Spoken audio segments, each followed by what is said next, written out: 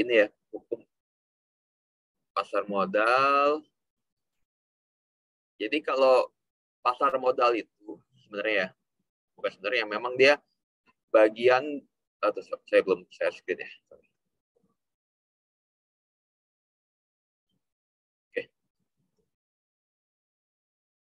Oke. Jadi pasar modal itu merupakan bagian dari suatu sistem keuangan gitu ya. Merupakan bagian dari suatu sistem keuangan. Ada pasar uang di sana, ada sistem moneter di sana, ada fiskal di sana, dan lain sebagainya. Jadi dia merupakan bagian dari suatu sistem keuangan gitu ya. Jadi kalau by definition sendiri, sistem keuangan itu adalah kumpulan pasar, institusi, peraturan, teknik, dan cara bagaimana suatu surat berharga diperdagangkan, tingkat bunga ditentukan, jasa keuangan dihasilkan, dan ditawarkan kepada masyarakat luas. Sebenarnya mirip dengan definisi dari pasar modal, tapi dia lebih komprehensif ya, sistem keuangan itu. Nah, kalau kita bicara sistem keuangan di Indonesia gitu ya, kita juga harus mempertimbangkan atau melihat regulator atau institusi primer yang mengatur mengenai jalannya sistem keuangan di Indonesia gitu ya. Setidaknya ada 4 institusi yang mengatur mengenai sistem keuangan gitu ya. Ada BI, ada OJK, ada Kementerian Keuangan, dan ada LPS di sana. Tapi kalau mau kita lebih dalam lagi gitu ya, sebenarnya hanya ada 3 gitu ya, institusi primer yang melakukan pengaturan di bidang sistem keuangan gitu ya. BI, OJK, dan Kementerian Keuangan. Di LPS itu sebenarnya dia nggak memiliki suatu peranan untuk menyusun suatu regulasi gitu ya. Tapi karena dia dianggap suatu institusi yang cukup penting gitu ya dalam menjaga kestabilan sistem keuangan di Indonesia gitu ya. Karena itu dia dalam suatu forum koordinasi stabilitas sistem keuangan, LPS ini tetap salah satu institusi yang dapat memberikan tim pendapatnya gitu ya. Tapi dia nggak memiliki hak veto atau hak suara dalam menentukan kebijakan yang ada di dalam forum koordinasi stabilitas sistem keuangan tersebut gitu ya. Nah, ini jadi ada tadi ya, ada BI. BI itu apa sih peranannya dalam suatu sistem keuangan itu? Dia menentukan atau mengatur ataupun mengawasi mengenai sistem moneter, sistem pembayaran, kebijakan mikroprudensial. Jadi mengenai penentuan tingkat suku bunga, mengenai peredaran rupiah di dalam negeri, lalu menentukan tingkat inflasi, itu semuanya merupakan major role dari Bank Indonesia. Dan menentukan tingkat kestabilan harga itu juga salah satu, yaitu hubungan dengan inflasi ya, salah satu tugas utama dari Bank Indonesia. Ya. Lalu OJK di sini gitu ya, OJK dia melakukan pengawasan dan regulasi di bidang sektor keuangan juga gitu selain Bank Indonesia tadi ya. Tapi dia ruang lingkupnya OJK adalah di bidang perbankan, pasar modal itu yang akan kita bahas sekarang ya. Lembaga keuangan non-bank itu ada dana pensiun, asuransi, ada modal ventura, dan lain sebagainya. Itu di bawah regulasi dari OJK gitu ya. Lalu ada Kementerian Keuangan, ini menentukan suatu sistem keuangan di bidang fiskal gitu ya, utamanya melalui instrumen APBN. Jadi instrumen APBN juga sebagai salah satu instrumen fiskal, dia dapat menentukan kestabilan sistem keuangan yang ada di Indonesia, gitu ya. Melalui berbagai intervensinya dan segala macam. Misalkan saat pandemi saat ini, gitu ya, bagaimana Kementerian Keuangan melalui APBN dia mengintervensi mengenai misalkan pemberian subsidi, penentuan tingkat bunga kepada ekonomi kecil dan mikro, gitu ya. Jadi diberikan subsidi-subsidi lebih kepada para debitur tertentu, diberikan keringanan pembayaran bunga kepada perbankan, gitu ya. Lalu pemberian PMN gitu ya, atau pelonggaran likuiditas kepada perbankan, gitu ya. Yang itu ya hasil sinergi juga dengan otoritas-otoritas terkait di bidangnya, gitu ya. Tapi semuanya memiliki peranan. Sementara itu LPS, gitu ya, di dalam sistem keuangan memang dia fungsinya bukan sebagai regulator, gitu ya, LPS sebagai penjamin simpanan. Tapi karena LPS bergerak di bidang penjaminan dana nasabah yang ada di perbankan, dan perbankan itu dinilai sebagai salah satu institusi yang memegang peranan penting dalam menjaga stabilitas sistem keuangan. Karena itu dinilai LPS memiliki peranan yang cukup sentral, gitu ya. Karena banyak sekali, gitu ya, di berbagai kasus yang ada, suatu kestabilan sistem keuangan itu menjadi goyah karena perbankannya misalkan kehilangan trust dari masyarakat, gitu ya. Trust dari masyarakat itu penting sekali, gitu ya, dalam suatu sistem keuangan itu. Pasar modal juga penting, gitu ya. Pasar modal juga sebagai salah satu yang sangat penting, gitu ya. Trust dari masyarakat terhadap pasar modal itu sangat penting juga, dan ini bisa menggoyahkan juga stabilitas sistem keuangan. Kalau trust dari masyarakat itu terhadap suatu pasar modal, perbankan nggak bisa dipertahankan atau dijaga, gitu ya. Jadi itu ya mengenai sistem keuangan.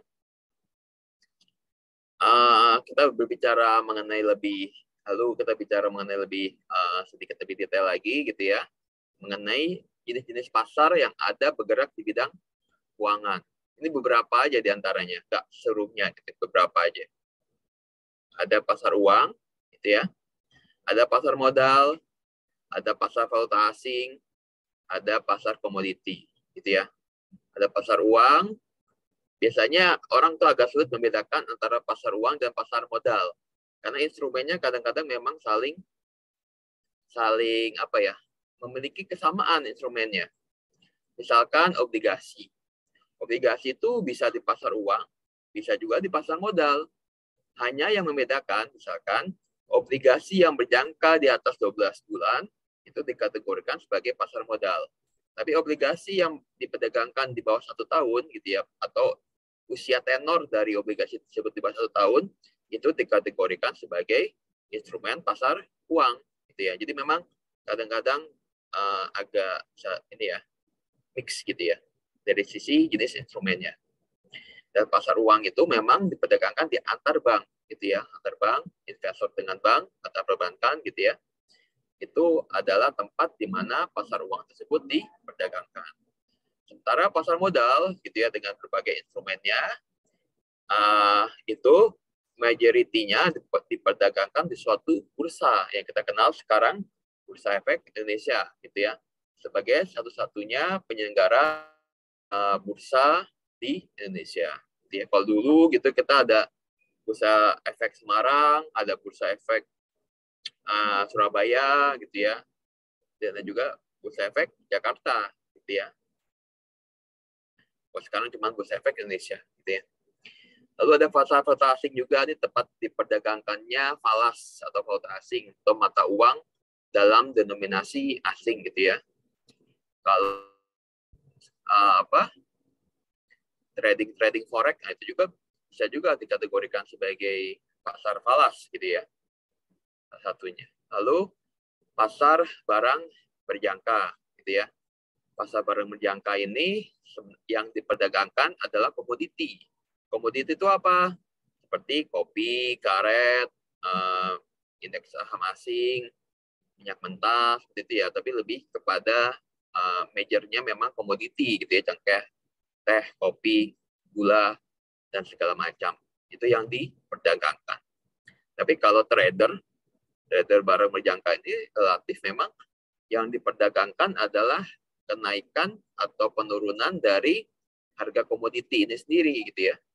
Bukan komoditinya kemudian dibeli. Teh, kemudian kita beli 100 kuintal teh, barangnya secara fisik nggak kita miliki, tapi pergerakannya atau hak miliknya itu yang kita miliki, yang kemudian kita jual belikan kembali. Gitu ya. Ini kalau Bapepti sendiri atau Badan Pengawasan Pasar Berjangka berada di bawah pembinaan dari Kementerian Perdagangan. Gitu ya. Lalu ini mengenai definisi hukum pasar modal. Jadi kita memiliki suatu regulasi primer gitu ya mengenai pasar modal, yaitu Undang-Undang 8 tahun 1995 gitu ya. Definisikan sebagai pasar modal ya, kegiatan yang bersangkutan dengan penawaran umum dan perdagangan efek perusahaan publik yang berkaitan dengan efek yang diterbitkannya serta lembaga dan profesi yang berkaitan dengan efek gitu ya. Jadi kegiatan yang bersangkut yang berkaitan dengan penawaran umum, perusahaan publik yang berkaitan dengan efek serta lembaga dan profesi yang berkaitan dengan efek, itu yang dimaksud dengan pasar modal. Lalu pasar modal ini secara umum ya disebut juga dengan bursa efek gitu ya. Pasarnya disebut bursa, exchange the market, sedangkan modal diistilahkan dengan efek stok atau sekuritas. Sedangkan pihak pembelinya, investor, dan pihak penjualnya sering atau pihak perusahaannya yang mengeluarkan efek tersebut disebut dengan emiten. Jadi kalau bursa efek itu kalau kita analogikan bisa sebagai suatu mall gitu ya. Bisa kita kategorikan, bisa kita analogikan sebagai suatu mall. Mall itu adalah tempat mempertemukan antara penjual dan pembeli gitu kan. Penjualnya itu perusahaan, dia menjual suatu barang itu disebut dengan efek gitu ya. Penjualnya itu disebut dengan emiten, sedangkan pembelinya adalah investor. Dan mall itu adalah mempertemukan antara penjual dan pembeli tersebut gitu ya. Melalui suatu ya, ada kasirnya, ada sistem keamanannya gitu ya, menjamin terciptanya hak dan kewajiban atau pemenuhan dan hak dan kewajiban antara pihak penjual dan pembeli gitu ya. Jadi sebelumnya kalau kita hubungkan dengan perkuliahan kita sebelum UTS gitu ya, kita kenal ketika perusahaan membutuhkan pendanaan gitu ya, baik misalkan dalam hal mereka akan melakukan perluasan usaha, membuka pabrik baru, melakukan kegiatan ekspor dan impor gitu ya, membuka cabang, melakukan diversifikasi usaha dan lain sebagainya gitu ya, yang membutuhkan pendanaan yang cukup besar gitu ya. Umumnya gitu ya, perusahaan itu melakukan dua kegiatan gitu ya dalam mencukupi pendanaan yang mereka butuhkan. Yang pertama melalui equity financing, baik dari sisi internal melalui return earning ataupun melalui sisi eksternal gitu ya, melalui penambahan modal. Lalu bisa juga melalui debt financing gitu ya. Debt financing itu adalah penambahan modal melalui suatu utang gitu ya, debt financing. Nah, dari sisi equity financing gitu ya, equity financing itu ada yang sifatnya pas perdagangannya atau transaksinya dilakukan di pasar modal gitu ya. Nah, melalui penerbitan saham oleh perusahaan gitu ya. Nah, mungkin pertanyaan pertamanya, penerbitan saham yang dilakukan oleh perusahaan di pasar modal itu adalah penerbitan saham baru atau saham existing, atau saham yang telah dipegang atau dimiliki oleh pemegang saham dari perseroan yang bersangkutan. Gimana? Apakah itu saham yang existing atau saham baru ketika perusahaan melakukan penambahan modal melalui penerbitan saham di pasar modal? Gimana? Yang baru, Pak. Baru ya? Pasti baru ya? Atau bisa existing juga? Sepertinya kalau yang sudah dimiliki nggak bisa, Pak. Oke, ya betul ya. Jadi jangan biar nggak keliru ya, biar nggak keliru. Jadi saham yang diterbitkan oleh perusahaan di pasar modal itu pasti adalah saham baru. Karena itu emang tujuannya untuk melakukan penambahan modal, melakukan peningkatan pendanaan, gitu ya. Sahamnya saham existing itu kan nggak ada terjadi peningkatan pendanaan untuk perusahaan, gitu ya. Tapi ini saham baru. Jadi kalau saham baru yang diterbitkan berlaku juga ketentuan mengenai penambahan modal. Baik penambahan modal yang dia melampaui modal dasar dalam anggaran dasar, ataupun penambahan modal yang dia masih berada di dalam limit modal dasar dalam anggaran dasar. Ya, ada ketentuan forum yang berbeda, ada ketentuan administrasi yang berbeda, tapi intinya yang diterbitkan adalah saham yang baru, gitu ya. Bagaimana dengan perdagangan jadi kalau perdagangan antar investor gitu ya yang ada di pasar modal, investor menjual saham miliknya kepada investor lain gitu ya, itu tidak berakibat adanya penambahan modal bagi perusahaan, karena itu hubungannya antara investor dengan investor, mereka mengharapkan capital gain gitu ya, jadi nggak ada hubungannya dengan penambahan modal bagi perusahaan gitu ya. Nah, tadi kalau kita bahas mengenai pendanaan bagi perusahaan itu umumnya melalui equity financing ataupun melalui debt financing gitu ya. Walau bisa juga melalui hal lain ya, seperti anjak piutang atau modal ventura, atau melalui leasing gitu ya. Dia menyewakan sejumlah aset-aset miliknya kepada perusahaan lain, tapi itu jarang dilakukan.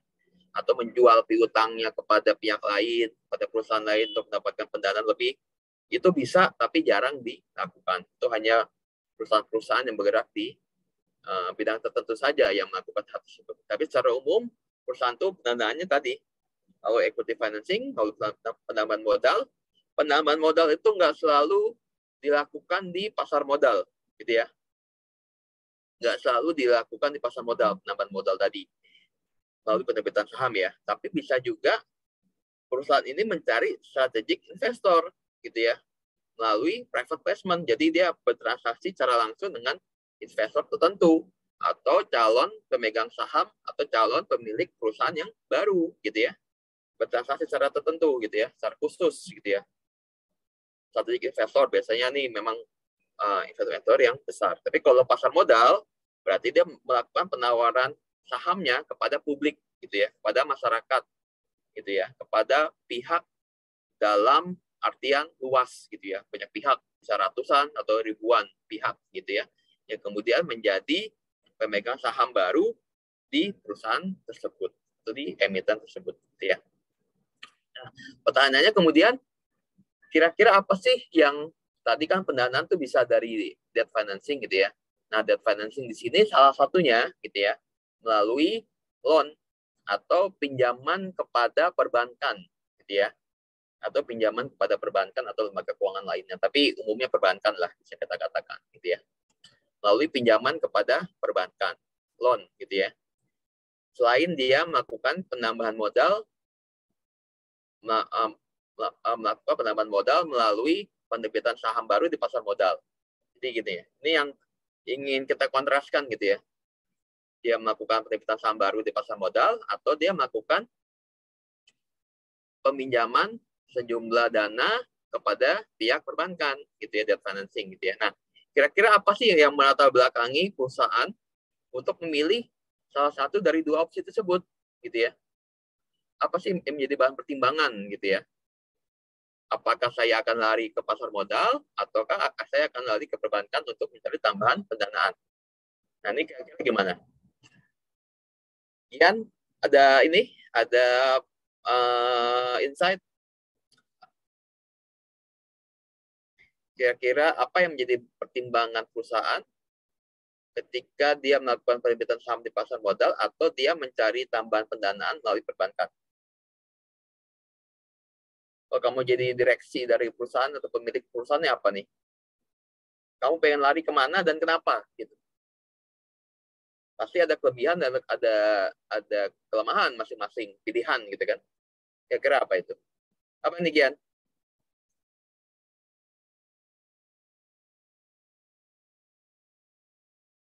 Ada ini nggak?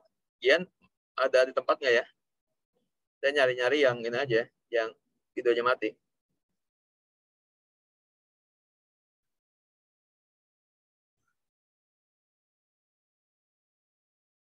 Mana Gian? Jangan lagi mandi nih. Belum mandi Bentar, pagi Pak. nih. Langsung aja. Dari waktunya mungkin, Pak. Apa? Gimana tuh? Dari waktunya gimana? Minjam di bank cepat. Oke. Jam di bank cepat gitu ya. Oke, oke, oke. Ada tambahan lain? Sama dari sisi waktu. Peminjaman di bank lebih cepat. Lalu yang lain?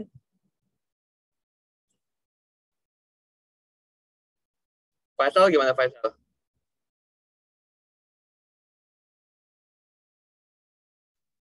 Tadi Ian udah bilang dari waktu di bank lebih cepat. Mungkin dari sisi pajak, Pak. Ya, gimana tuh?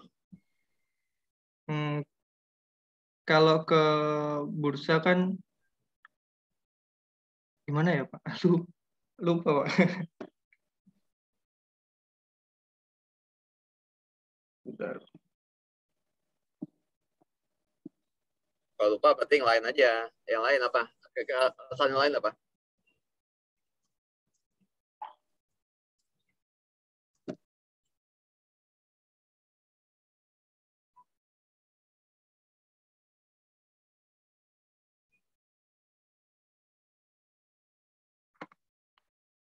Belum nemu sih, Pak. Yang lain coba menambahin. Izin Pak, Yuk.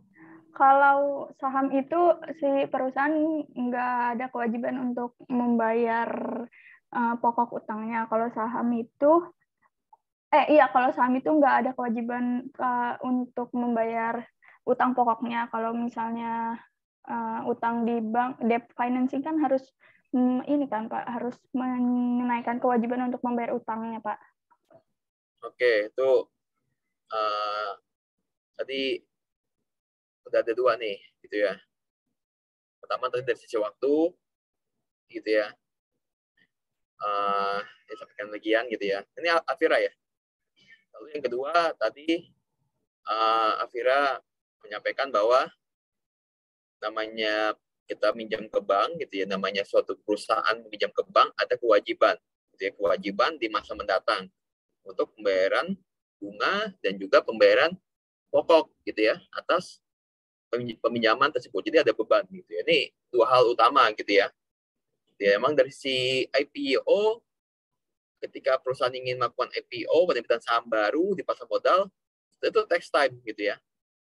Ada berbagai macam persyaratan yang harus dipenuhi gitu ya, dibandingkan dengan peminjaman di bank. Dan yang kedua, peminjaman di bank itu ada kewajiban melakukan pembayaran kembali atas jumlah uang yang dimiliki. Kalau penerbitan saham kan nggak ada. Dapat uang dari penerbitan saham di pasar modal, gitu ya. Nggak ada kewajiban di jangka di masa mendatang, gitu ya. Jadi tinggal dikelola aja uangnya, gitu kan. Tinggal dikelola aja uangnya. Sementara kalau utang, gitu ya, perusahaan meminjam uang dari perbankan, misalkan, gitu ya, ada kewajiban dia melakukan pembayaran kembali. Nggak cuma pembayaran kembali dari pokoknya, tapi dari ada bunganya juga, gitu ya. Oke, itu dua hal utama. Kira-kira ada lagi nggak? Ya. Kira-kira ada lagi nggak? Mau menambahkan Pak, Ya. Dari ini Pak, kalau equity harus ada kewajiban untuk pembagian keuntungan. Ya kalau dari utang nggak ada Pak. Dari equity ada kewajiban keuntungan ya, dividen ya. Nah itu juga tuh. Ya, keuntungan di sini dividen ya. Dividen itu berarti kan ketika perusahaan mendapatkan keuntungan dari aktivitas bisnis yang dijalankan, gitu ya. Jadi kira-kira menguntungkan mana nih? Tadi apa Rehana ya? Kamu milih ke perbankan atau milih ke penerbitan saham di pasar modal jadi ini? Kalau equity ya tadi melalui penerbitan saham dia ada bagian keuntungan melalui dividen gitu ya pada para pemegang sahamnya.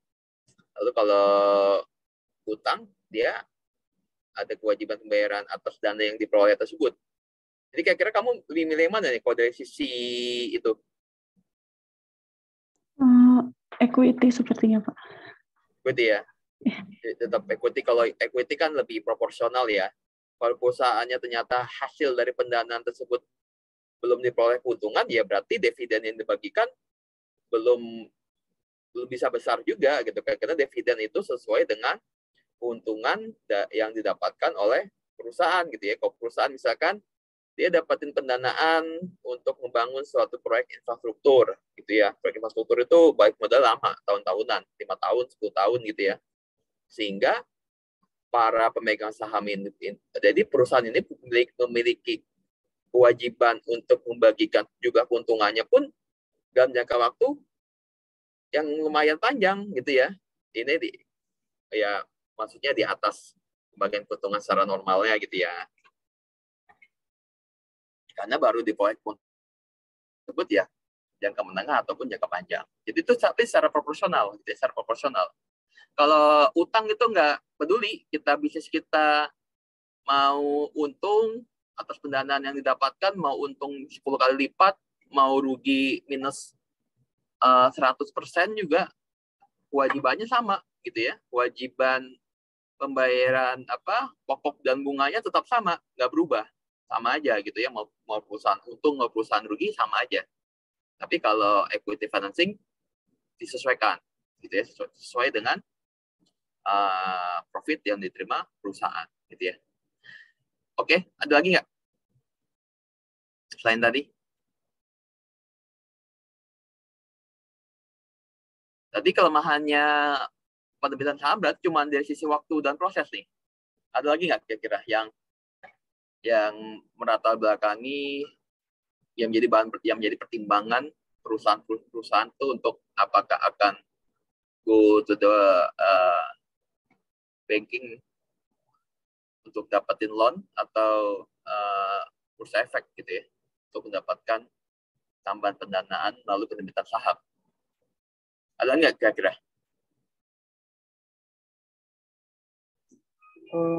Mungkin apanya Pak? Apa? Apa Jos? Apa yang namanya? Persentase kepemilikannya menurun Pak. Kalau persentase kepemilikan menurun kenapa? Dia kan tadi mau menerbitkan saham baru. Nah itu dia sahamnya pasti makin banyak Pak kan? Yeah. Nah itu jelas persentase kepemilikannya berkurang. Kalau persentase kepemilikan berkurang, konsekuensinya apa? Apa ya? Kamu punya saham di sebuah perusahaan. Misalkan saham kamu ada 20%. Kemudian dengan dia menerbitkan saham baru, proporsi sahammu kan jadi kan sahamnya beredar jauh lebih banyak ya. Pastinya ada perubahan persentase kepemilikan ketika kamu jadi 10% misalkan. Atau bahkan jadi 5%. Berarti konsekuensinya apa tuh? Dari 20% ke misalkan jadi 5% karena saham barunya lumayan banyak misalkan. Apa tuh berarti? Konsekuensinya apa? Itu ada kaitannya sama ke memilih manajemen gitu nggak Pak? Iya. Kontrol perusahaan kamu kurang. Iya. Kontrol pemegang saham existing berkurang. Dan itu memang salah satu pertimbangan utama gitu ya. Pertimbangan utama ketika perusahaan memutuskan untuk go public atau dia dapatin pendanaan dari perbankan aja, satu utama itu bahkan gitu ya. Kalau go public kadang ya kalau masalah waktu, kalau nggak kan kadang-kadang perusahaan tuh udah memiliki rencana jangka panjang ya. Jangka panjang. Nih kita tahun 2023 kita akan lakukan proyek ini sehingga kita membutuhkan pendanaan. gitu ya. Nah, kita nih akan memutuskan nih minjam uang dari bank atau tadi misalkan penerbitan saham baru di pasar modal publik lah. Nah, itu salah satu pertimbangan utama memang berubahnya komposisi kepemilikan gitu ya. Sehingga menyebabkan berkurangnya kontrol pemegang saham existing terhadap perusahaan. Dan perubahan yang utama itu. Yang kedua bisa juga berubahnya menurunnya dividen yang dibagikan. Gitu ya. Karena dividen yang dibagikan memang tadi sesuai dengan profit gitu kan. Tetapi banyak perusahaan gitu ya, ketika dia dapetin tambahan modal gitu ya, melalui tadi pemegang saham, itu tergantung dari proyek-proyek yang dikerjakan. Seperti buat apa? Misalkan bangun pabrik. Bangun pabriknya aja misalkan butuh waktu 3-4 tahun misalkan. Lalu belum lagi pabrik tersebut beroperasi.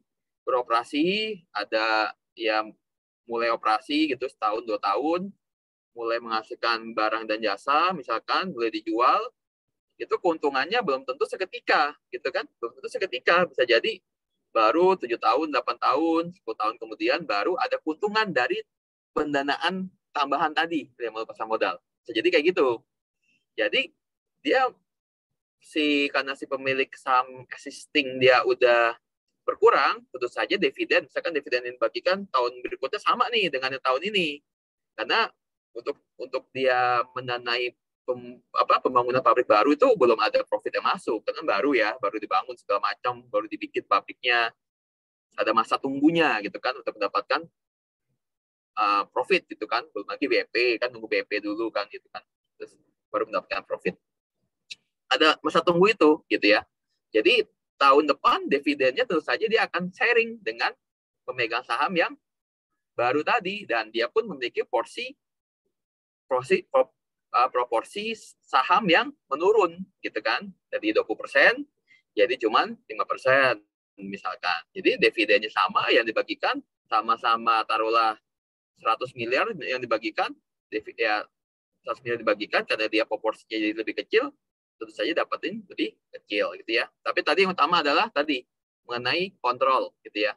Mengenai kontrolnya berarti ada perubahan komposisi pemegang saham, kontrol yang bersangkutan atau pemegang saham existing juga terhadap perusahaan menjadi berkurang gitu ya. Oke, kalau kamu sebagai pendiri perusahaan gitu kan, nah itu biasanya sangat agak anti gitu ya, agak sedikit anti terhadap yang namanya IPO gitu. Pasti pikir panjang nih, wah ini apakah akan menyebabkan saya, pasti dihitung-hitung nih, penambahan modalnya sekian aja nih, biar saya tetap bisa mendapatkan majority gitu kan, biar saya tetap menjadi majority share di perusahaan ini gitu, rata-rata gitu. Pasti dihitung-hitung, nggak mungkin besar banget gitu kan, takutnya kalau terlalu besar banget ya jadi saya jadi cuma minority pemegang saham aja gitu kan, nggak lagi memiliki kontrol terhadap perusahaan secara seperti sebelumnya gitu ya. Jadi itu ya, dari pertimbangan perusahaan-perusahaan tadi memang prosesnya dan waktunya nggak mudah gitu ya untuk bisa IPO gitu ya. Ada selain waktu, persyaratan juga panjang gitu ya, harus memenuhi sejumlah persyaratan gitu ya.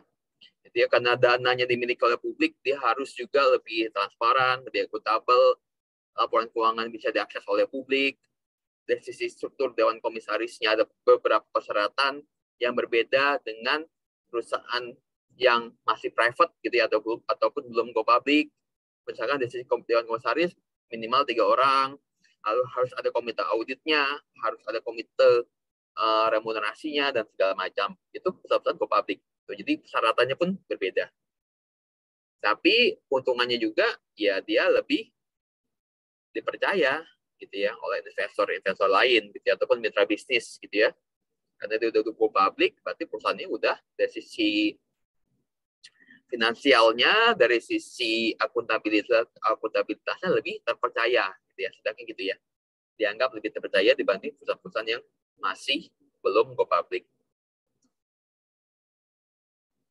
Dan biasanya perusahaan itu pun dia ada debt to equity ratio juga gitu ya. Dan ini juga tambahan, kalau utang itu wajib ada kolateral, gitu ya. Utang itu ada wajib ada kolateral. Jadi ada aset yang dijaminkan, gitu. Jadi bukan cuma dia minjem duit gitu, dapat gitu aja, enggak. Ada aset perusahaan yang dijaminkan kepada pihak perbankan atau lembaga keuangan, gitu ya. Yang mana aset ini dapat disita ketika perusahaan nggak bisa memenuhi kewajibannya sesuai dengan perjanjian, gitu kan. Jadi itu pertimbangan-pertimbangan perusahaan apakah akan go public atau minjem uang aja dari perbankan, gitu ya, untuk tambahan modal perusahaan, gitu ya.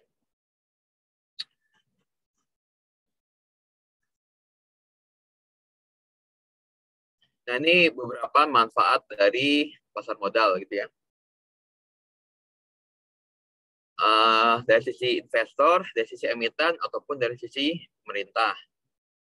Ini ada dari sisi investor memperoleh dividen, gitu ya, karena kita sebagai investor, sebagai pemilik baru dari perusahaan, tentu saja di tahun kalau ada pembagian dividen, kita berhak juga untuk memperoleh dividen sesuai dengan proporsi kepemilikan saham yang kita miliki, gitu ya. Memperoleh capital gain ini di perdagangan saham di pasar sekunder, gitu ya. Jadi nggak cuma kita memperoleh dividen, tapi saham tersebut bisa kita perdagangkan, gitu ya.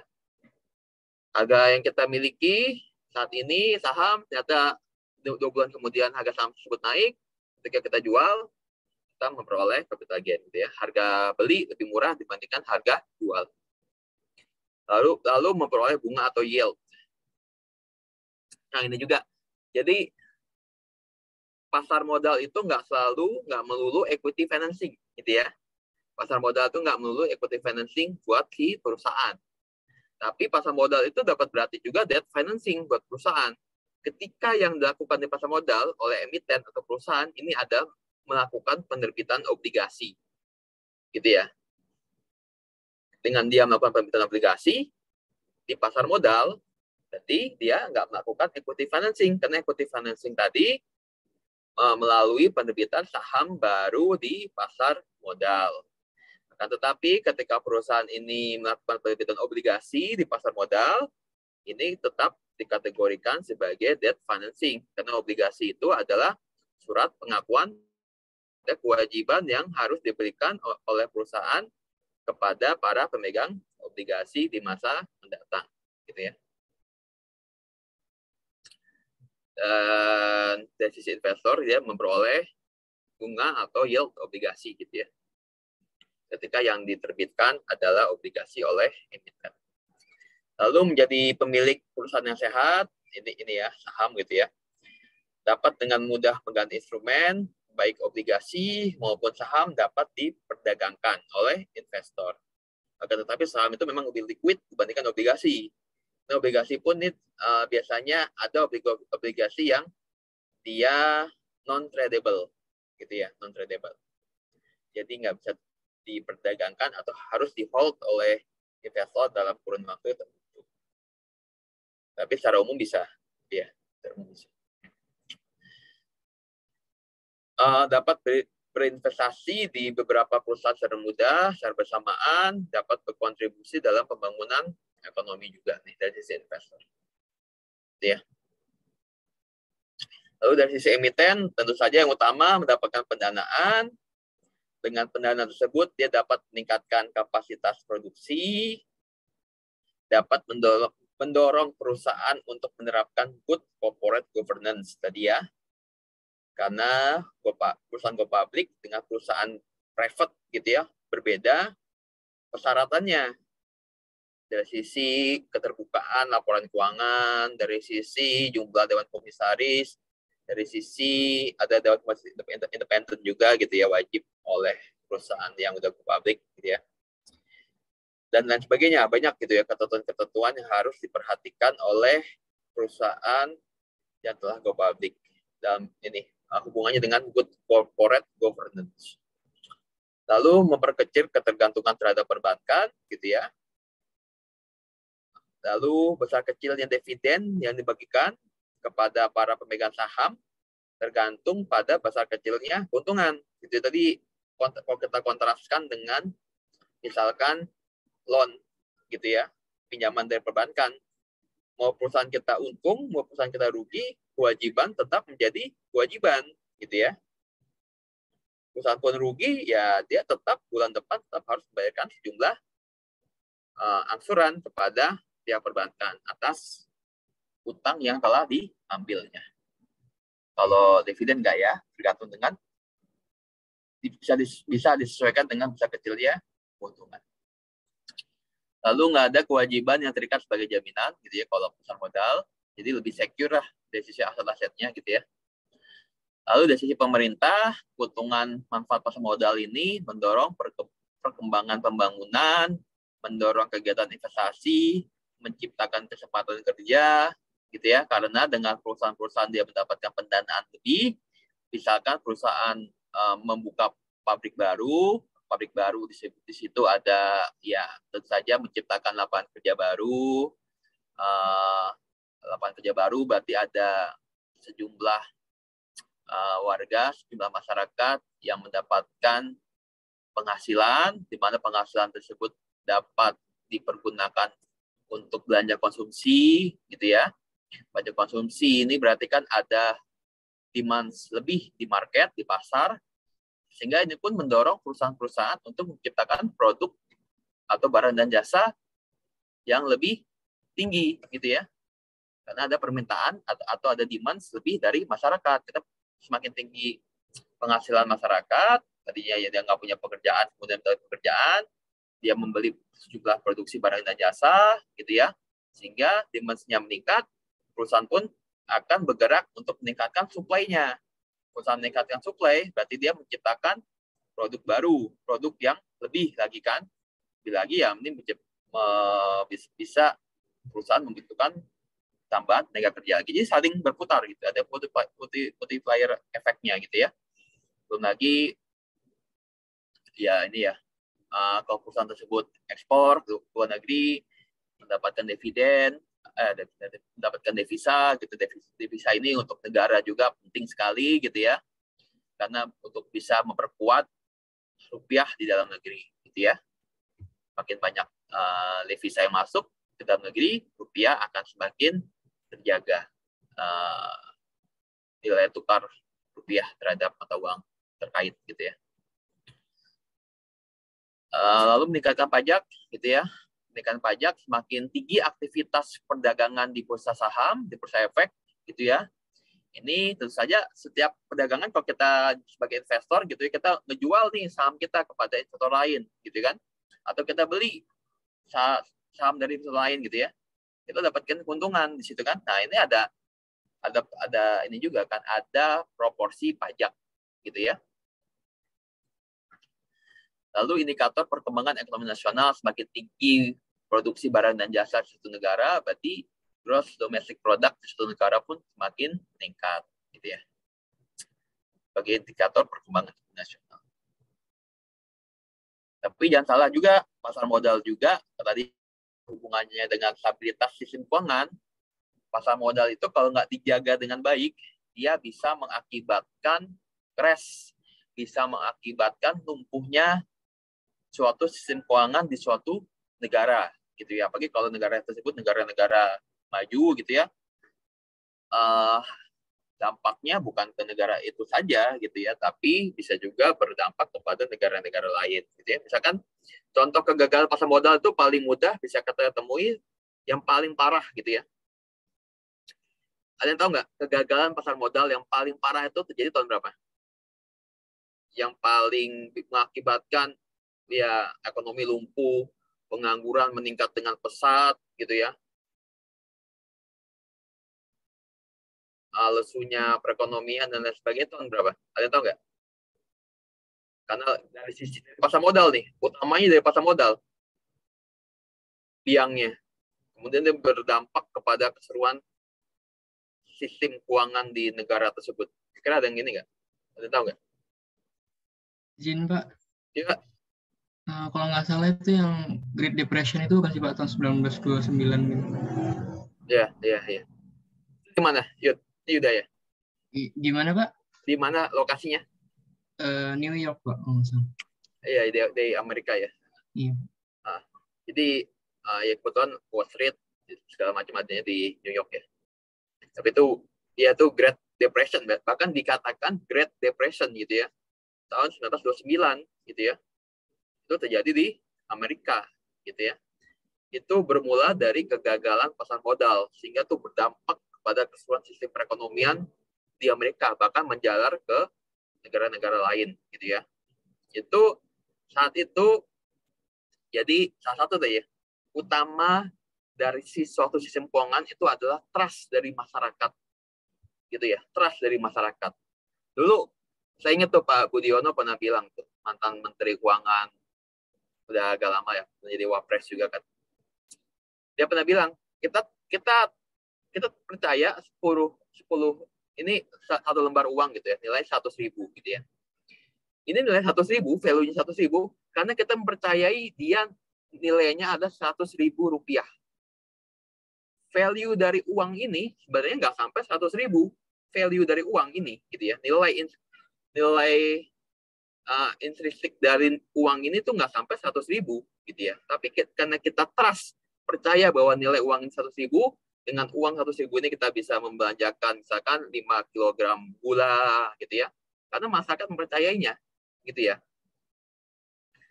Jadi memang kepercayaan masyarakat terhadap suatu sistem keuangan itu merupakan fondasi sentral.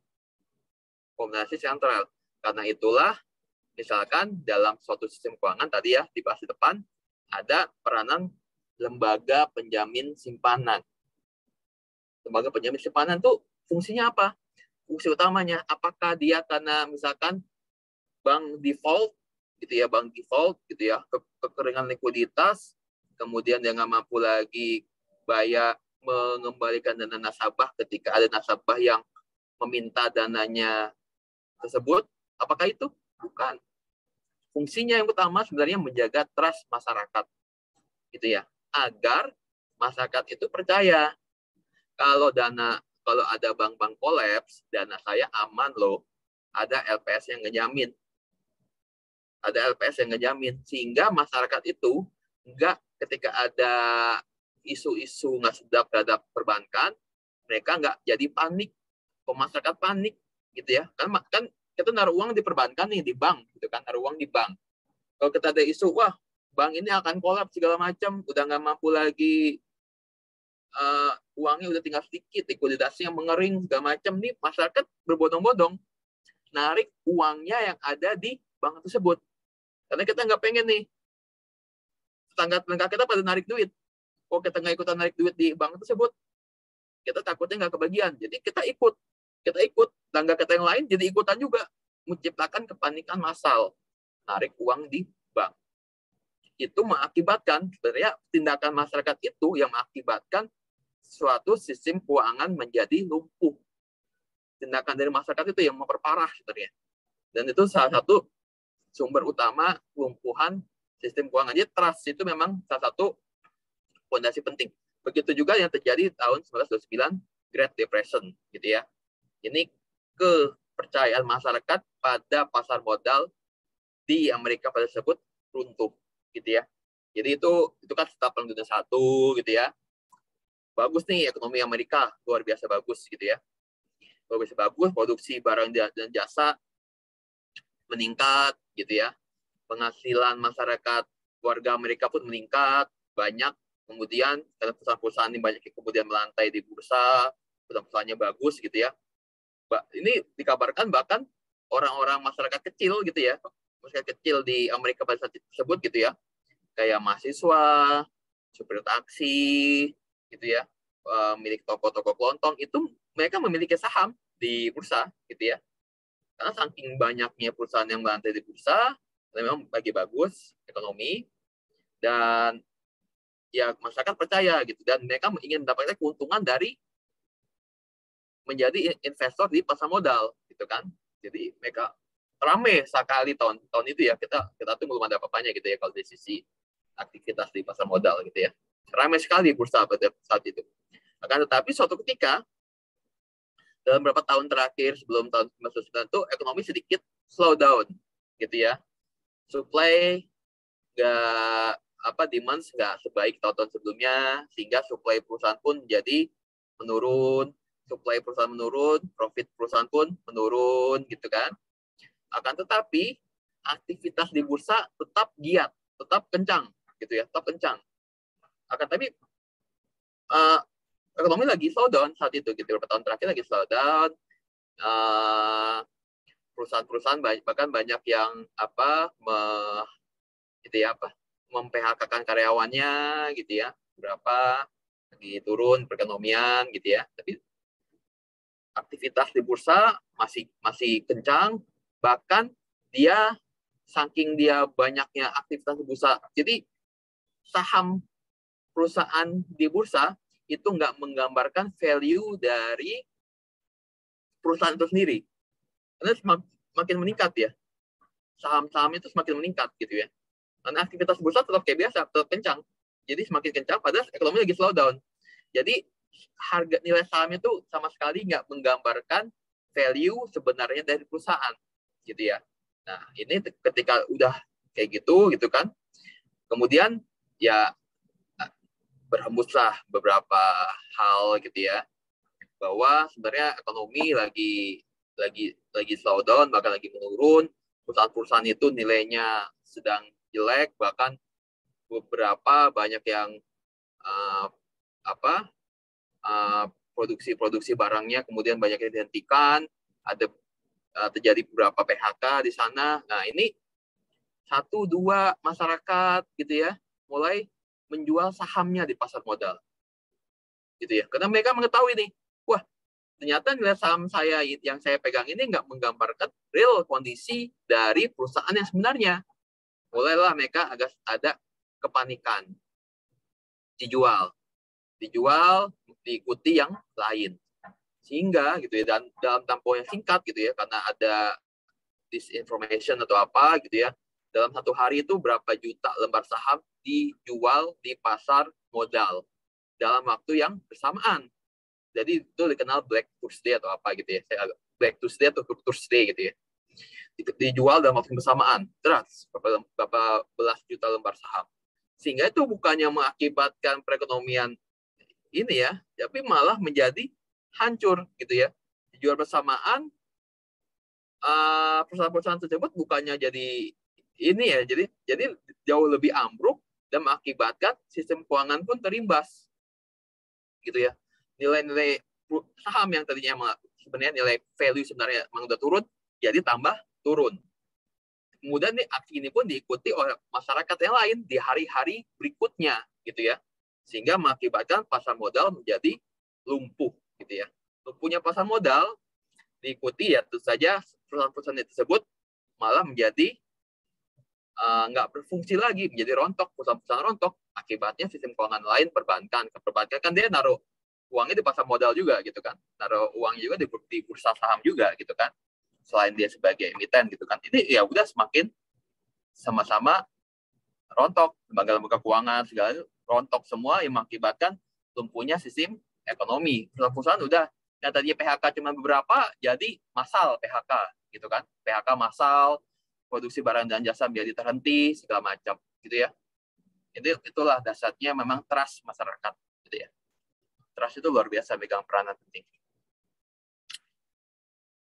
Ya itu yang terjadi di tahun 1909 ya, kegagalan ekonomi Amerika yang bermula dari kegagalan modal gitu ya. Lalu ini beberapa dasar hukum dari pasar modal ya, dari hukum pasar modal gitu ya. Ada beberapa. Nah ini tadi konsep hukum pasar modal, Jadi tadi pasar modal itu atau bursa efek gitu ya, itu ya semacam mall lah gitu ya, yang mempertemukan antara pemilik dana dan atau investor dan pihak yang membutuhkan dana, yaitu emiten gitu ya. Yang dijual apa? Yang dipertemukan apa? Yang dipertemukan adalah dana dan efek gitu ya. Yang diperdagangkan adalah gitu. Si investor adalah membeli sejumlah efek gitu ya, yang dijual oleh perusahaan. Efek itu bisa berupa obligasi, bisa berupa tentu saja yang utamanya adalah saham. Nah ini sejarah pasar modal Indonesia gitu ya. Ada tahu nggak pasar modal pertama kali dimulai di mana? Bursa itu pertama kali dikenal di mana? Di negara apakah? Apakah Amerika? Apakah Cina? Apakah Jepang? Jerman? Kira-kira di mana bursa pertama kali dikenal?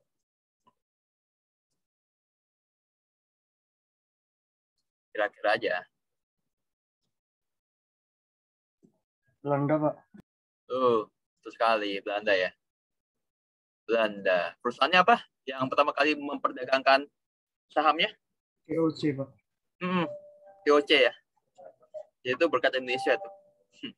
Kalau nggak berkat Indonesia, VOC nggak jadi perusahaan utama yang perdagangan saham gitu. Ada peranan Indonesia lah di situ ya. Jadi ya benar ya, Belanda ya. Itu tahun 1600-an ya. Jadi negara pertama yang memperkenalkan bursa itu adalah Belanda. Itu dulu diperdagangkan di Amsterdam. Dia belum ada bursa seperti saat ini ada. Lokasinya kan kita Bursa Efek Indonesia ada di gedung BII di SCBD gitu ya, di Sudirman ya. Nah, mereka belum ada tuh kayak gitu ya, belum ada lokasinya. Itu diperdagangkan di jalanan-jalanan di Amsterdam aja. Perusahaan pertamanya VOC. Kenapa VOC? Karena VOC ada perusahaan yang melakukan ekspedisi ke timur jauh.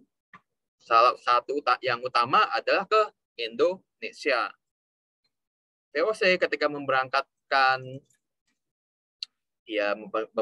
pegawainya gitu ya, itu jumlahnya ribuan. Kapal-kapalnya jumlahnya puluhan. Nggak cuma pegawai-pegawainya, tapi pasukan Belanda pun ikut serta dalam misi ekspedisi tersebut gitu ya, cari rempah-rempah gitu kan. Yang utama ya tentu saja ke Indonesia gitu ya. Karena kapalnya jumlahnya banyak, pasukannya juga banyak, pegawainya yang ikut banyak, jauh juga gitu ya, ke Asia, ke timur jauh, Indonesia dari Belanda membutuhkan dana yang besar. Ya, kemudian cari cara lah selain dari kas, dari kasnya ya VOC itu semacam ini sih. Sekarang kita kayak BUMN lah ya, milik pemerintah Belanda ya. Selain dari kas pemerintah Belanda, tentu saja membutuhkan pendanaan yang lebih lagi. Nah, itu dicari dari masyarakat melalui perdagangan sahamnya VOC gitu ya. Nih, di Amerika itu baru ada 1 abad kemudian, tahun 1700-an ya. Yang pertama tuh di Wall Street, itu juga emang masih belum ada lokasi khusus, diperdagangkan di jalanan-jalanan di kota New York gitu ya. Kemudian jadi Wall Street. Ya, Wall Street itu tempat perdagangan saham atau burs atau efek yang primer, yang utama gitu ya.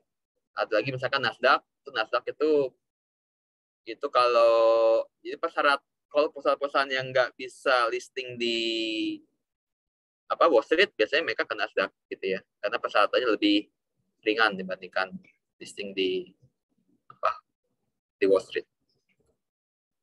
Dan ada beberapa bursa lainnya ya di Amerika. Lalu di Indonesia sendiri itu mulai dikenal bursa di tahun 1878 gitu ya. Dengan beberapa perusahaan, khususnya perusahaan-perusahaan Belanda di bidang perkebunan, gitu ya. Perusahaan Belanda di bidang perkebunan seperti Kutermaskepi, gitu ya. Lalu Head Centrum itu sebenarnya perusahaan Belanda yang bergerak di bidang kayak kita sekarang itu Kompas, gitu ya, di bidang percetakan koran gitulah, gitu ya. Itu Head Centrum. Itu mulai memperdagangkan sahamnya di Indonesia gitu ya, di perusahaan yang bergerak di Indonesia gitu, yang beli juga ya beberapa orang pemerintah Belanda yang ada di Indonesia gitu ya. Lalu tahun 1911 mulai dibuka cabang dari bursa efek yang ada di Belanda, Amsterdam Effectenbeurs, namanya bursa efek yang di Amsterdam, yang di Belanda ya. Buka cabang tuh di Indonesia tahun 1912. Buka cabangnya di Batavia. Lalu tahun 1925 bursa efek, karena kan dulu bursa itu ya sahamnya fisik ya, belum ada elektronik kayak sekarang ya, dari manapun bisa gitu kan, fisik gitu ya. Dan kota-kota yang berkembang di Indonesia juga selain Batavia, ada Semarang, ada Surabaya. Jadi dibukalah cabang-cabang bursa efek di Surabaya dan di Semarang juga, gitu ya. Lalu masuk nih 3 bank besar Belanda, gitu ya. Ini yang ada di Indonesia ya, yang beroperasi di Indonesia. Ada NHM, Eskomto, NIHB gitu ya. Ini yang kemudian kalau kalian tahu nih jadi Bank Bumidaya, Bank Ekspor Impor gitu ya, yang kemudian tahun 1998 merger dengan Bank Mandiri gitu ya. Itu yang ketika itu dinasionalisasi gitu ya, si NHM, Eskomto, NIHB gitu ya, dinasionalisasi jadi Bank Bumidaya, Bank Ekspor Impor, Bank Pembangunan Negara ya. Itu jadi yang kemudian merger dengan Bank Mandiri. Ini masuk bursa, ini bank-bank BUMN di Belanda gitu ya. Mulai meningkat nih gairah bursa di Indonesia saat itu ya. Pemain besar udah mulai masuk. Akan tetapi Perang Dunia Kedua, kemudian di Indonesia saat itu tahun 1942 mulai dijajah Jepang, gitu kan. Lalu setelah kemerdekaan juga tahun 1946 Indonesia pun ada krisis ekonomi, gitu ya. Nah ini ya jadi mantap sebenarnya. Jadi mantap. Lalu tahun 1952 disebut juga dengan periode kebangkitan yang diawali dengan Undang-Undang 15 tahun 52 tentang bursa, gitu ya.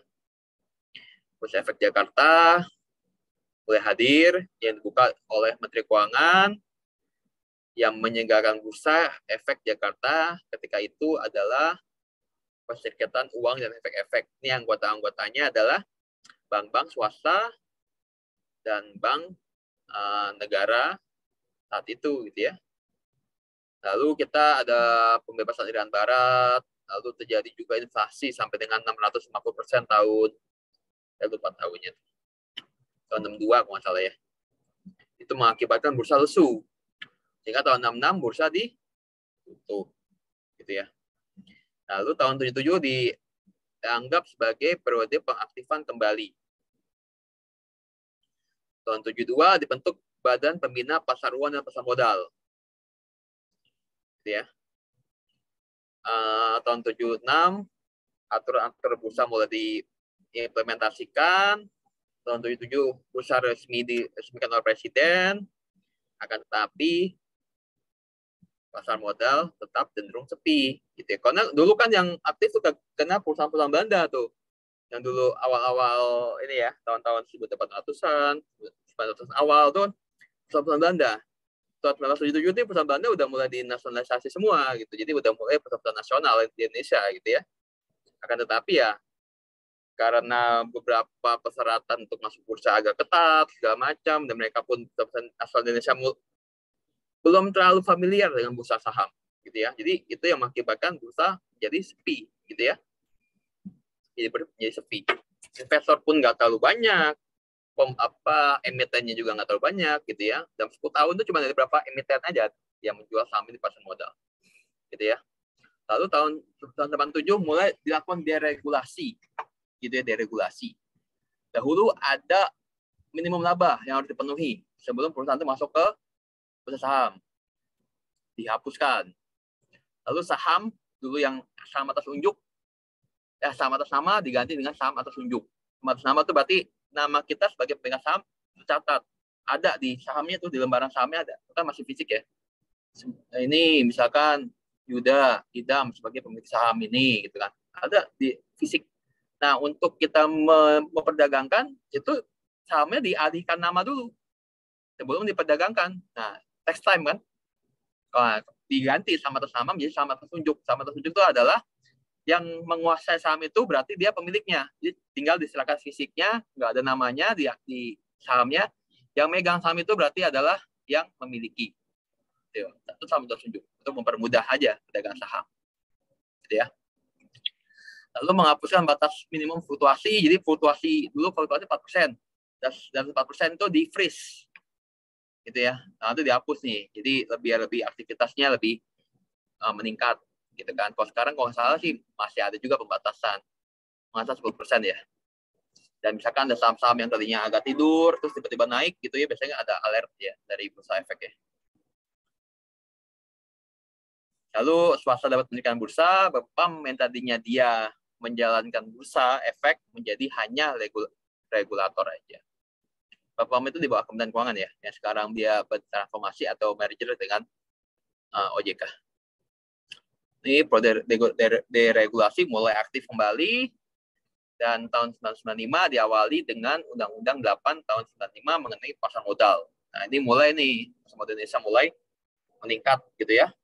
Emiten mulai banyak, dan investor mulai banyak. Tapi ya, kalau kita lihat sekarang ya, kalau menurut saya, karena pandemi ini mengakibatkan luar biasa nih, terjadi perubahan dalam pasar modal kita sih, kalau menurut saya ya. Kalau kemarin saya sempat lihat data juga, investor kita tuh dari pandemi ini 2 tahun 3 tahun terakhir ini meningkat sampai 40%. Jadi luar biasa sekali, dalam 2 tahun 3 tahun tuh meningkat 40% gitu jumlah investor gitu ya. Jadi kan itu luar biasa sekali gitu ya. Dan sekarang kan banyak lebih mudah kita pakai aplikasi segala macam, udah bisa buka menjadi investor saham segala macam ya, banyak kemudahan ya. Dulu tuh saya pernah ikut pelatihan bursa saham gitu ya, pelatihan pasar modal, udah agak lama sih, 6-7 tahun lalu lah gitu ya, yang ada Menteri Sekuritas itu ya. Situ kan saya ketemu beberapa orang gitu yang udah agak senior lah, dia cerita tuh, kalau wah sekarang enak ya Dek, kenapa Bu, sekarang buka beli saham di pasar modal, uang 3 juta 4 juta udah bisa, kata dia. Emang dulu kenapa Bu? Dulu saya itu beli saham itu minimal modal yang itu 100 juta, kata dia. Itu zaman dulu, kata dia, 100 juta. Kalau sekarang kan udah berapa ratus juta gitu kan. Dulu tuh 100 juta, kata dia, minimal kita beli gitu kan. Oh, ya memang ada perubahan gitu ya. Jadi untuk bisa menyerap investor retail gitu ya, individu gitu ya. Jadi bursa efek memang melakukan serangkaian perubahan kebijakan. Di sisi minimum gitu ya, sekuritas pun menyesuaikan kemudian ya. Terus satu lot dulu yang satu lotnya 500, dulu tuh 500. Beberapa tahun lalu tuh 500 satu lotnya. Sekarang satu lot tuh 100 gitu kan. Dan dulu tuh ada ketentuan harus wajib beli minimum berapa lot. Jadi memang pasar modal itu ditujukan hanya untuk orang yang berduit saja zaman dulu ya, yang sangat cukup dari sisi keuangan. Kalau sekarang kan ya mahasiswa aja dengan uang 4 juta gitu ya, 5 juta udah bisa lumayan tuh investasi di pasar modal gitu ya. Itu kalau menurut saya tuh salah satu sejarah pasar modal juga tuh gitu ya, yang bisa meningkatkan aktivitas dagangan di bursa saham. Lalu ini ada berapa instrumen pasar modal gitu ya. Ada saham, obligasi, derivatif, reksadana, lain-lain. Saham itu ada saham biasa dan saham preferen, ya, yang kalian tahu. Akan tapi yang diperdagangkan di pasar modal umumnya adalah saham biasa. Soal saham preferen itu biasanya tuh perusahaan yang menerbitkan saham untuk strategic investor atau investor tertentu, atau mereka melalui private placement gitu ya. Itu dia bisa terbitkan saham preferen, tapi kalau untuk dijual ke publik, ke masyarakat tuh umumnya saham-saham biasa aja ya. Yang nggak memiliki hak kekhususan tertentu. Lalu ada obligasi macam-macam, pemerintah, obligasi perusahaan gitu ya. Ada yang obligasi itu ada yang bisa diperdagangkan, ada yang tidak bisa diperdagangkan, ada yang dia kuponnya tetap, ada yang kuponnya mengambang gitu ya, dan lain sebagainya. Lalu ada derivatif itu maksudnya jadi efeknya itu mengikuti efek utama, atau dia ada underlying transaction-nya gitu ya. Ada kontrak opsi saham, maksudnya kontrak opsi saham itu jadi saham. Jadi kita ada kontrak nih, ada dua, ini antara investor dengan investor ya, kontrak opsi saham ya. Antara investor dengan investor, jadi mereka saling, kalau kita percaya bahwa saham kita akan meningkat, kita akan bikin kontrak jual kepada investor lawan kita. Karena dia percaya saham yang akan kita jual, jadi kontrak saham itu adalah penjualan atau pembelian saham dalam jumlah tertentu, dalam nilai tertentu, dan dalam waktu tertentu. Itu antara dua belah pihak, antara investor dengan investor gitu ya. Kalau satu meyakini bahwa sahamnya akan meningkat, dia akan mau menjual, tapi kalau satu meyakini bahwa sahamnya akan kalau satu meyakini saham akan menurun, dia akan menjual, tapi satu yang meyakini saham yang akan dia beli akan menaik, dia akan kontrak beli gitu ya. Ya itu aja. Berarti ada dua investor yang memiliki pandangan berbeda terhadap nilai saham tertentu gitu ya. Jual beli makanya mereka. Bukan. Lalu ada kontrak pergerakan indeks, ada waran. Waran itu biasanya belakangnya W gitu ya. Waran itu ya kalau itu kayak sweetener gitu. Jadi ini sebelum perusahaan IPO perusahaan menerbitkan waran nih. Waran itu kayak semacam kupon lah. Jadi kalau kita analogikan dengan sembako gitu ya.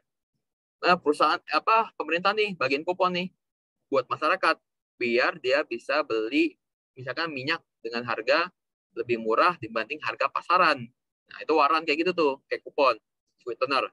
Nih, investor bisa beli tapi waran pun ada harganya. Jadi kalau kita dikasih kupon sama pemerintah buat beli minyak itu biasa harganya misalkan 5.000, tapi minyaknya sendiri harganya misalkan 20.000 gitu. Kita dengan 5.000 itu bisa beli misalkan minyak dengan harga 10.000. Jadi kita memiliki keuntungan 5.000 kan, karena harga minyak di pasaran 20.000 gitu kan. Ya itu waran kayak gitu. Itu nggak menjamin juga. Tapi ketika harga minyak di pasaran tiba-tiba turun, anjlok jadi 10.000, ya kita rugi. Udah beli kuponnya 5.000, terus kita asumsikan kita beli minyaknya dengan 10.000, dengan kupon kita bisa beli minyak 10.000, tapi ternyata minyaknya jadi harganya 10.000 turun gitu ya di masa mendatang. Berarti kita rugi nih, karena kita 5.000 plus kita beli minyak 10.000 jadi 15.000.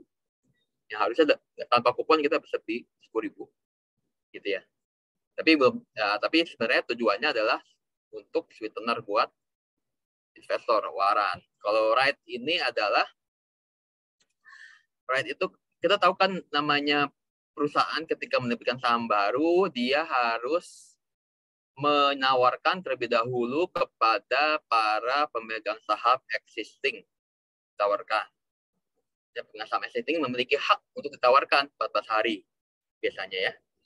14 hari. Dapatkan hak untuk ditawarkan terlebih dahulu atas saham yang akan diterbitkan. Kalau dia investor lamanya bilang, oh saya nggak punya dana sejumlah sekian, ya udah. Nah, hak ini bisa diperdagangkan. Gitu ya. Bisa diperjualbelikan.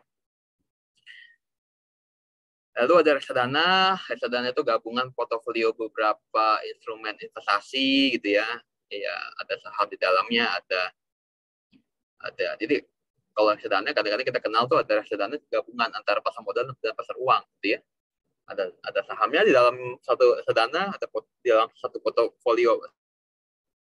Ada sahamnya, ada obligasinya, dan ada juga misalkan depositonya gitu kan. Lain-lain ada Premier ETF, LQ45, ini LQ45 perusahaan top 45 ya. Lalu ada dana investasi real estate, ada efek peraguan aset, ini piutang-piutang. Biasanya sih piutang-piutang kredit perumahan ya yang dijual, diperdagangkan. Jadi KPR itu piutang itu diperdagangkan. Nah, ini salah satu contoh lagi, salah satu instrumen investasi di pasar modal yang sempat membuat krisis ekonomi juga tahun 2008 ya. Kalau kalian pernah dengar namanya subprime mortgage. Nah, itu salah satu instrumen investasi di pasar modal yang membuat kolaps perekonomian dunia tahun 2008. Tapi Indonesia saat itu nggak terlalu kena banget sih efeknya sih. Masih ada efeknya tapi nggak terlalu terhantam keras gitu ya. Itu gara-gara subprime mortgage, itu gara-gara efek peraguan aset. Tapi efek peraguan aset yang diderivatifkan kembali gitu ya. Jadi kalau kalian tahu namanya orang masyarakat kalau mau beli rumah, kalau di kita KPR dah. Kalau kita mau beli rumah ke perbankan lewat pinjaman, kita harus pertama rumahnya tersebut harus ada jadi kolateral, jadi jaminan.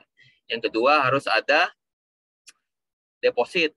Yang ketiga harus ada proof of income.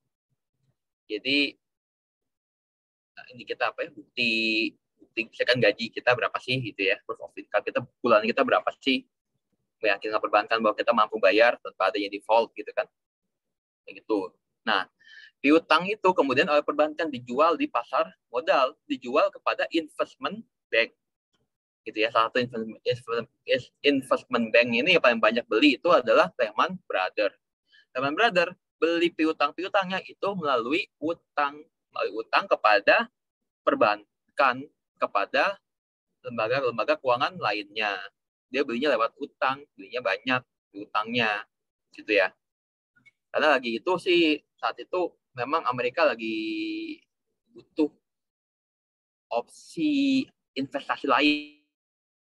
Karena suku bunga Treasury bills-nya Amerika saat itu 1% aja gitu ya. Biasanya 3%, 4%, ini cuma 1%. Jadi para investment bank, para investor ini yang biasa dia beli T-bills Amerika karena bunganya cuma jadi 1%, karena kebijakan Bank Sentral Amerika saat itu seperti itu, jadi dia mencari alternatif investasi lain. Jadi larinya ke ya ini, gitu ya.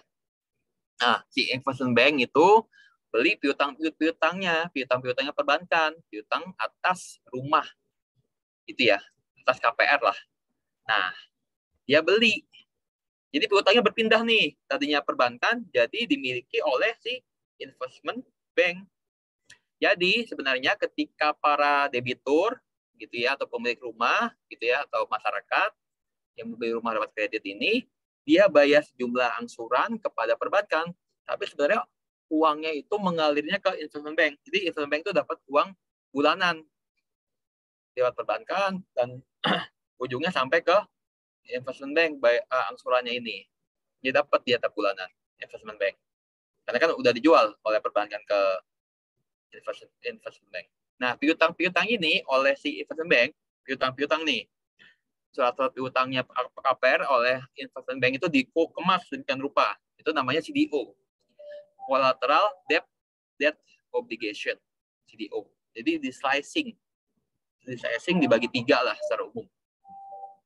Yang paling secure ini, yang menengah, yang paling secure bunganya 4%, yang menengah 7%, yang agak sedikit ada resiko 10% bunganya. Nah, ini dijual kepada para investor lain, gitu ya. Kepada para investor lain dijual oleh investment bank, dibeli oleh investor, dibeli oleh hedge fund, gitu ya. Dibeli ini.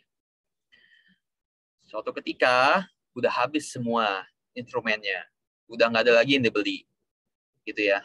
Udah nggak ada lagi dibeli, udah habis, laku keras intinya gitu. Si para investor senang nih, wah saya dapat instrumen investasi yang menarik dan aman. Kenapa aman? Bagi investment bank juga aman. Dia beli piutang. Kalau ada masyarakat atau debitur yang nggak bayar, berarti kan dia ngejaminin rumahnya sebagai kolateral. Berarti tinggal disita rumahnya kan, gitu kan? Tinggal disita, dijual lagi. Dan rumah saat itu harganya tuh tiap tahun tuh meningkat, nggak pernah turun. Selalu meningkat, gitu ya. Jadi aman lah kalau rumah itu jadikan kolateral karena harganya selalu meningkat tiap tahunnya. Ya, investment bank nggak punya worry. Wah, aman nih kalau ada yang default juga tinggal sita rumahnya, saya jual lagi, saya dapat harga tinggi atas penjualan rumah tersebut. Aman. Gitu kan. Akan tetapi karena permintaan atas instrumen investasi ini begitu kencang, kan udah habis nih, laku kejual. Minta lagi nih, investment bank itu ngedesak perbankan. Ayo dong, jual lagi dong piutang KPR-nya kepada saya. Kata perbankan, saya udah nggak punya lagi nih. Udah habis kejual semua kepada kalian. Lalu carilah cara gimana agar ada lagi. Nah, ada laginya persyaratan untuk mendapatkan kredit dari perbankan diturunkan sedemikian rupa. Gak butuh proof of income. Gak butuh namanya bukti-bukti persyaratan lainnya. Gak butuh deposit. Kayak gitu. Jadi, masyarakat yang tadinya minjem KPR, yang harusnya eligible, yang nggak eligible pun minjem uang untuk beli sejumlah uang untuk beli rumah kepada perbankan, gitu ya. Untuk minjem KPR kepada perbankan. Harusnya nggak eligible. Makanya namanya subprime mortgage. Harusnya mereka nggak mampu tuh. Ya. Mereka mampu lah, gimana lah ada perbankan. Yang penting ada ini KPR nanti saya jual ke investment bank, tetap aman juga kata investment bank, nggak apa-apa, aman, kan rumahnya jadi kolateral, gitu kan kata investment bank. Kalau mereka default, tinggal saya jual rumahnya, harga rumah itu tiap tahun meningkat, nggak ada ruginya kata investment bank, gitu ya. Investor pun di ujung sana tetap senang, oke, kita tetap dapat nih, ada lagi penjualan efek-efek yang menguntungkan ini, gitu kan. Akan tetapi itu kayak ini ya, kayak bubble gitu ya, kayak mau waktu, tinggal nunggu waktu aja sebelum pecah gitu ya. 1, 2 default, oke, masih nggak apa-apa, rumahnya masih bisa dijual. Lalu berangsur-angsur yang default banyak gitu ya, karena mereka nggak mampu beli rumah itu, default banyak, akhirnya apa? Terjadi peningkatan supply rumah sedemikian besar. Kan rumahnya disita nih sama investment bank, disita kan? Karena banyak yang default, makin banyak yang disita. Akhirnya terjadi kelebihan supply. Apa yang terjadi kalau ada kelebihan supply? Akhirnya harga rumah meroket turun tajam. Bukan meroket ya. Menurun dengan tajam. Habis harga rumah itu nggak sedemikian murah. Karena supply-nya berlimpah di pasaran. Dan ini mengakibatkan para debitur yang tadinya rajin bayar cicilannya kepada kreditur gitu ya, tadinya rajin, mereka berpikiran, wah, harga rumah saya sekarang cuma segini aja, murah gitu kan, harga rumah kan turun semua, harga rumah saya murah, sementara cicilan saya tetap, utang saya sedemikian besar, jauh lebih besar dibandingkan harga rumah saya. Lebih baik saya nggak bayar utang saya aja, kan harga rumah saya pun sekarang murah. Jadi mereka ikut-ikutan nggak bayar kreditnya, nggak bayar angsurannya. Akhirnya makin banyak yang default, rumahnya makin melimpah rumahnya, makin turun harganya. Si para investor yang tadinya beli si CDO ini dari investment bank nggak mau lagi beli karena tahu resikonya luar biasa besar. Banyak yang default, segala macam, mereka nggak mau beli. Investment bank bingung. Dia beli piutang tapi nggak ada yang mau beli, gitu ya, nggak ada yang mau beli CDO-nya si investment bank. Padahal dia beli CDO ini dari perbankan, beli piutang ini dari perbankan melalui utang, gitu ya. Jadi dia karena dia nggak bisa lagi ngejual kepada para investornya mudah nolak. Investment bank pun bingung, dia punya banyak rumah atas akibat dia ini ya menyita ya, tapi nggak ada yang mau beli itu rumah. Kalau beli pun harganya pun murah sekali gitu ya, karena kelebihan supply. Akhirnya ya karena hal tersebut berlangsung, akhirnya kolaps karena dia pun beli piutangnya atau KPR itu lewat utang, jadi kolaps. Bank kolaps, yaitu si Lehman Brothers ya terutama ya, itu merembet ke yang lain gitu ya. Ya itu akibat salah satu kolapsan pasar modal yang disebabkan oleh serakahnya industri keuangan gitu ya saat itu ya. Nah ini perbedaan saham dan obligasi.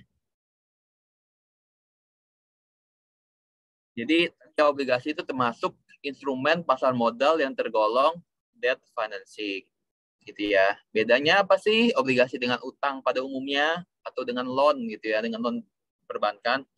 Pertama, obligasi itu instrumen pasar modal.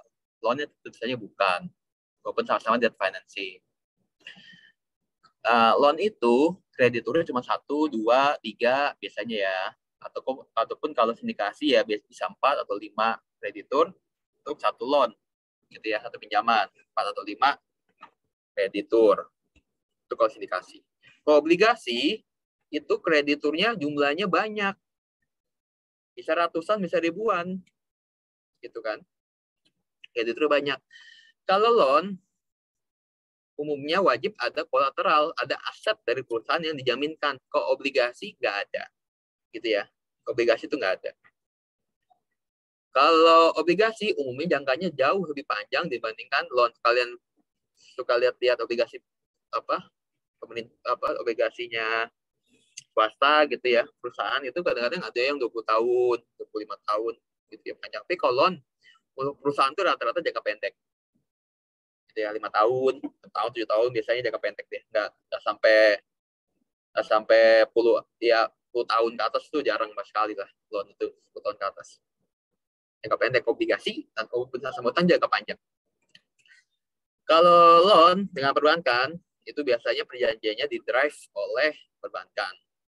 Jadi yang mengatur perjanjiannya itu perbankan sebagai pihak yang memberikan utang. Kalau obligasi biasanya kalau kita beli obligasi investor itu kita udah ada perjanjian yang dibuat oleh si perusahaan yang menerbitkan obligasi. Jadi kita tunduk aja. Si emiten tinggal nawarin, kamu mau beli obligasi kita nggak? Kamu mau beli dengan persyaratan sekian nih, bunganya sekian, ini sekian, ini sekian. Beli, kalau enggak ya enggak gitu kan. Silakan gitu kan. Ya, jadi yang ngedrive perjanjiannya itu adalah si emitennya. Jadi lebih bisa lebih bisa mengatur bunganya berapa gitu ya. Ya walaupun ada pertimbangan ya, bunganya situ semakin dia perusahaan yang semakin nggak terkenal gitu ya, ataukah dia emiten baru biasanya bunganya lebih tinggi gitu kan, karena investor melihat wah perusahaan apa ini gitu ya, nawarin obligasi gitu ya, perusahaan baru nih, baru melantai, bunganya cuma 4% doang dibanding ada perusahaan sebelah yang dia sudah kita tahu well known reputation gitu ya, bunganya lebih tinggi, mendingan inilah itu, jadi pertimbangan lah memang. Tapi yang ngedrive yang bisa bunga itu bisa disusun oleh emiten itu sendiri gitu ya. Dibandingkan loan kan dari perbankan ya, oh nih kamu minjem sekian, bunganya sekian gitu ya, tenornya sekian gitu kan. Nah, itu ada perbedaan di situ juga ya. Itu ya perbedaan antara loan dengan obligasi gitu ya. Dan obligasi itu bisa diperdagangkan, dijual, belikan gitu ya. Obligasi itu ini juga, jadi dia karena yang diterbitkan utang, dia nggak ada namanya delusi. Delusi itu kan penurunan proporsi kepemilikan saham oleh pemilik saham gitu ya. Obligasi nggak ada. Itu makanya mungkin pertimbangan perusahaan ketika menerbitkan obligasi dibandingkan mereka melakukan penerbitan saham di pasar modal, walaupun sama-sama instrumen pasar modal nih gitu ya. Nah, ini beberapa perbedaan antara saham dan obligasi, nanti kalau kita pelajari.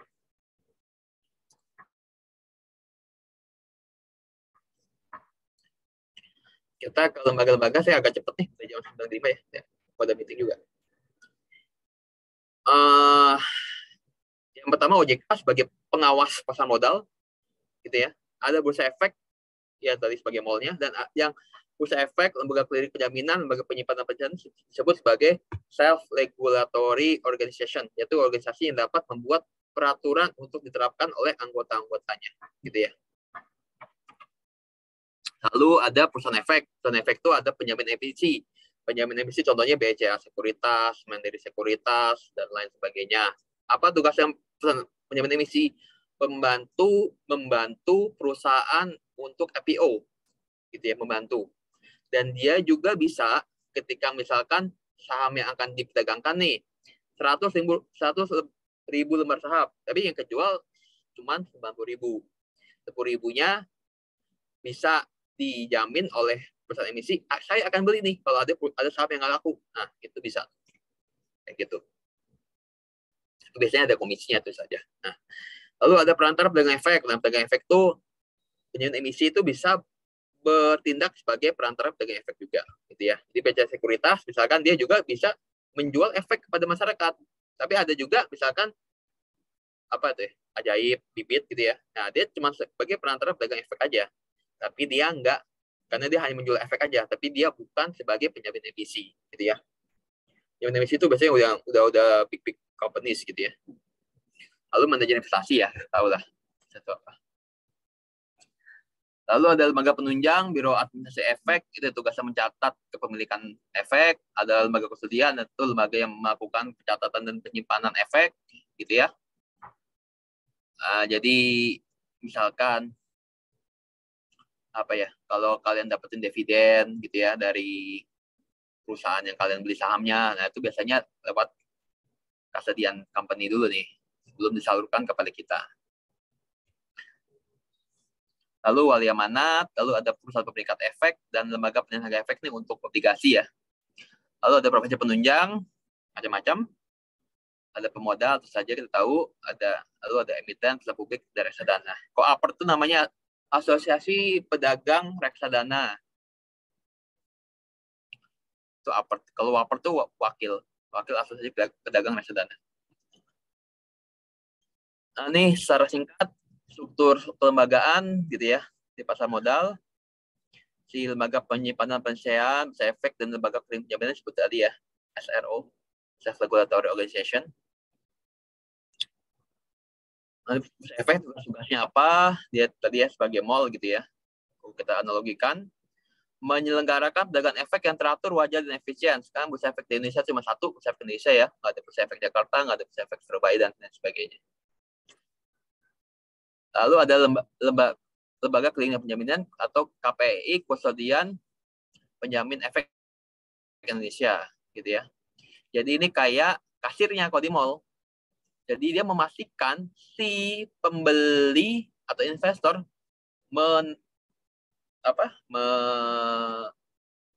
memberikan sejumlah dananya, dan dia juga memastikan bahwa sejumlah dana ini akan diterima oleh si penjual atau perusahaan, dan juga memastikan bahwa si investor itu mendapatkan sejumlah efek yang dia beli dari si emiten. Yaitu kayak kasir lah kalau si KPI ini. Kalau si KSEI ini, Kustodian Sentral Efek Indonesia ini kayak kita tempat penyimpanannya lah, tempat simpan barang. Kalau di mall kan ada tempat penitipan segala macam. Nah, ini kayak salah satu fungsi dari KSEI. Lalu ada perusahaan efek, tadi macam-macam ya, sudah dibahas sedikit gitu ya. Ada ratusan perusahaan efek, kalian bisa lihat daftarnya di situsnya Bursa Efek Indonesia. Jadi situ pun ada tandanya tuh. Perusahaan efek mana yang dia bertindak sebagai pejabat emisi, mana yang sebagai perantara pedagang efek, mana yang dua-duanya, dan mana yang cuma salah satunya aja. Ataupun manajer investasi gitu ya. Lalu wakil perusahaan efek itu adalah orangnya yang mendapatkan izin gitu ya. Lalu lembaga penunjang pasar modal, tadi udah sedikit kita bahas gitu ya. Lalu profesi penunjang pasar modal ada akuntan, penilai, tentu saja ya, kalau perusahaan mau IPO kan aset-asetnya butuh dinilai nih, berapa sih nilai aset saya gitu kan, dan lain sebagainya. Akuntan tentu saja nanti ya yang melakukan laporan keuangannya, diaudit segala macam, perusahaan hukum, bukan due diligence gitu ya. Ada permasalahan nggak sih perusahaan-perusahaan punya notaris nanti ya. Lalu ini kita OJK itu ada pengawasan di bidang ini, salah satunya pasar modal gitu ya. Dan pasar modal ada dana pensiun, asuransi, dan lain sebagainya.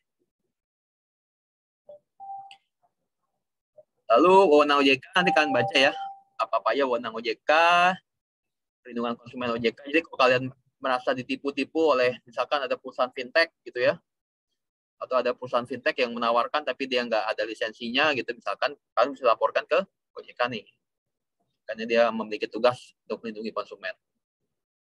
Lalu pasar perdana itu ketika kali pertama perusahaan IPO, pasar sekunder itu antara investor dengan investor, dagangan sahamnya gitu ya, bukan dengan perusahaan tapi investor dengan investor, itu dinamakan dengan perusahaan sekunder. Ini perbedaannya, saya agak cepat ya, apa ya. Lalu IPO itu pertama kalinya ditawarkan kepada publik, lalu ini ada proses penawaran umum, ada durasi waktunya juga, tapi sebenarnya jauh lebih kompleks dibanding ini. Ini hanya versi simplifikasinya aja. Lalu dalam Undang-Undang Pasar Modal, kita kenal ada 3 bentuk tindak pidana pasar modal: penipuan, manipulasi pasar, dan insider trading. Apa itu penipuan? Penipuan itu banyak jenisnya, macam-macam. Misalkan kalian naruh sejumlah dana kalian di reksadana, di pasar modal. Lalu ternyata sejumlah uang yang kalian taruh ini misalkan dijadikan agunan buat si orang ini atau atau perusahaan ini untuk mendapatkan pinjaman, misalkan seperti itu. Itu ada juga kejadian kayak gitu, yang itu anggap bagian dari penipuan. Atau misalkan ada perusahaan yang dia mau listing, tapi laporan keuangannya dimanipulasi, ya itu bagian dari penipuan juga. Lalu manipulasi pasar, nah ada kejadian juga, misalkan contohnya dulu ada namanya Bank Piko. Ada penipu ya, bukan penipu sih, ada manipulator yang dia si Beni Cokro, kalau kalian tahu tuh, cukup terkenal orangnya. Dia menggunakan 15 nama yang berbeda, padahal dia semua itu nama yang berbeda untuk menggerakkan saham di Bank Piko itu. Dia sahamnya seolah-olah wah meningkat gitu kan, meningkat sahamnya, padahal tuh ya karena dia aktivitas dia beli-beli saham pakai nama-nama yang lain aja gitu kan. Untuk meningkat, nanti ketika udah banyak masyarakat yang ikutan beli sama dia, langsung dijual kembali gitu ya. Jadi sahamnya turun. Ya, jadi dia dulu dikenakan denda ya 1 berapa miliar gitu ya atas manipulasi pasar tersebut.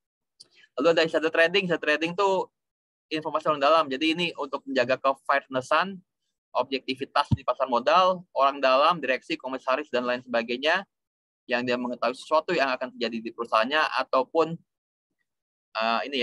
ataupun tadi perusahaan-perusahaan di bursa efek itu mereka nggak boleh membeli saham tersebut, gitu ya. Jadi ada kasus juga satu perusahaan sekuritas, dia pakai nama istrinya, pakai rekening istrinya di Singapura, pakai broker Singapura untuk beli sahamnya Bank Danamon, dan Bank Danamon dulu diisukan akan merger dengan perusahaan lain. Biasanya kan kalau mau merger meningkat tuh sahamnya. Nah, dia direksi di perusahaan tersebut. Ya ketahuan, disuruh bayar denda. Jadi tidak ada pasar modal ini bisa dikenakan denda dan bisa dikenakan pidana juga. Walaupun jarang nih pidananya. Biasanya kalau manipulasi pasar, trading itu biasanya denda aja. Tapi penipuan ini bisa dikenakan sanksi pidana, kayak kurungan, kayak gitu ya. Tadi penipuan, manipulasi pasar, trading gitu ya. Nah, di Bursa Efek kita kenal juga ada namanya SIPF, perusahaan SIPF, Securities Investor Protection Fund. Nah, itu perusahaannya baru berdiri beberapa tahun lalu lah. Itu kayak LPS. Jadi dia menjamin dana nasabah tetap ada, dikembalikan pada nasabah apabila nasabah terkena penipuan di dalam bursa efek, di dalam pasar modal. Tapi itu khusus buat penipuan. Kalau ada investor yang dia kena rugi karena manipulasi pasar, nggak dijamin uangnya kembali. Gitu ya, itu hanya dijamin uang kembali, dikembalikan jumlah kerugian investor ketika investor tersebut terkena penipuan oleh pelaku pasar modal. Penipuan gitu ya, bukan manipulasi pasar ataupun bukan insider trading, namanya SIPF. Lalu di OJK pun sekarang baru dikenal nih, baru banget, namanya disgorgement fund. Jadi OJK itu bisa memberikan perintah tertulis pada perusahaan-perusahaan tertentu yang dia melakukan kecurangan untuk membayar sejumlah ganti kerugian kepada investor yang dicurangi tersebut. Jadi dananya itu berasal dari si perusahaan tersebut gitu ya. Minta tertulis nih, ayo balikin dananya. Lalu dana tersebut dikumpulkan oleh OJK dalam satu pool untuk kemudian dibagikan gitu ya. Itu baru aja nih, belum tahu nih ini implementasinya gimana. Terhadap perusahaan-perusahaan yang nggak mau ngebalikin sama OJK diancam untuk dilakukan pembekuan aset-asetnya gitu ya. Sama aset-aset dalam surat berharganya si perusahaan tersebut. Tapi baru aja nih, baru tahun kemarin berlaku ya. Jadi implementasinya belum kelihatan seperti apa. Bukan itu ya. Ada pertanyaan? Silakan.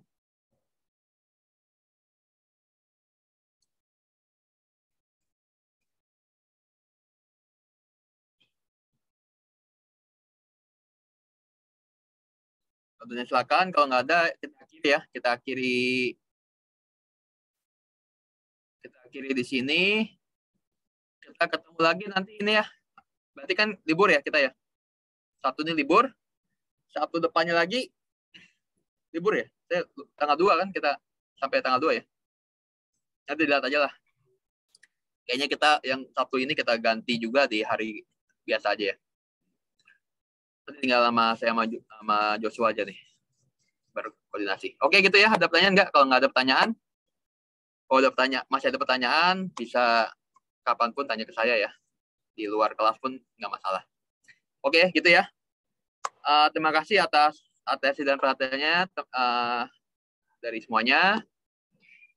Selamat pagi semuanya. Wassalamualaikum warahmatullahi wabarakatuh. Salam sejahtera kita semua. Salam sehat selalu. Oke, thank you. Terima kasih, Pak. Terima kasih, Pak. Terima kasih, Terima kasih, Pak. Pak. Pak.